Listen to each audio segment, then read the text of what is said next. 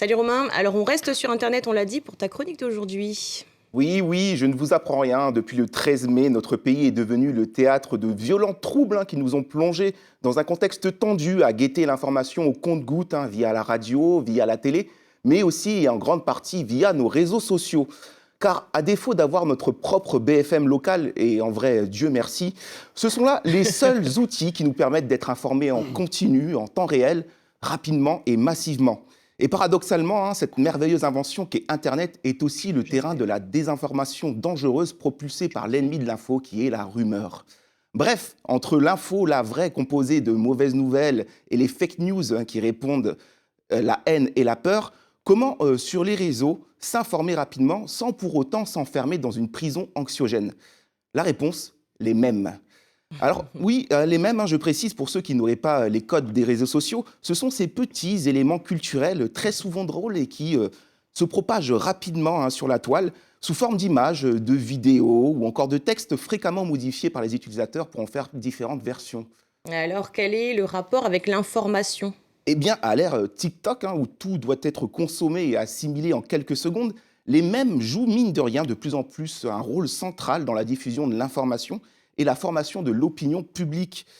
Ils commentent de manière humoristique et satirique des événements d'actualité et permettent une diffusion rapide et accessible de différents points de vue ou de résumés d'informations complexes. Par exemple, chez nous, sur Facebook, il y a une page satirique au nom parodique qui vous rappellera un ancien célèbre journal papier, les Wennou calédoniennes, qui, avec ces mêmes sauces locales, a couvert l'actualité de ces derniers mois. Et je vous en ai fait un petit florilège qui retrace les faits chronologiques. Rappelons au départ qu'il s'agit d'une question de dégel ou pas dégel, jusqu'à ce que le couperet tombe et nous entraîne dans des émeutes très intenses, surtout pour certains quartiers qui ont subi plus que d'autres. Et nous entraîne aussi dans les terres du Sud qui ont pris l'allure de Mad Max, des allures à la Mad Max. Et on a dû opter pour des solutions, des grandes questions aussi. Vais-je pouvoir rentrer chez moi? Voilà, ça c'était la grande question des barrages. Et des solutions aussi de fortune, comme travailler chez soi. Et aussi l'élaboration de plans face au problème du carburant.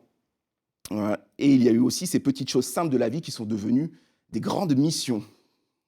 Et au final, on ne va pas se mentir, de ce jeu-là, on en a quand même un peu marre, on aimerait que ça s'arrête.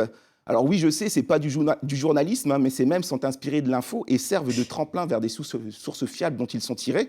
Et puis, en ces temps difficiles, même si les nouvelles sont lourdes, ça fait toujours du bien de rire. Alors, si en plus, ça peut nous informer, c'est gagnant-gagnant. Merci Romain de nous avoir fait rire un peu. On te retrouve la semaine prochaine? À la semaine prochaine, avec plaisir. Ciao.